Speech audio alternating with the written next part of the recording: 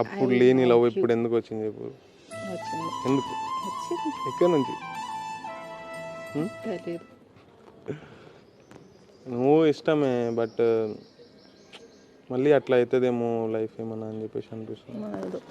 అరే ప్లీజ్ కదా, నన్ను అర్థం చేసుకో ప్లీజ్. నన్ను అర్థం చేసుకో ప్లీజ్.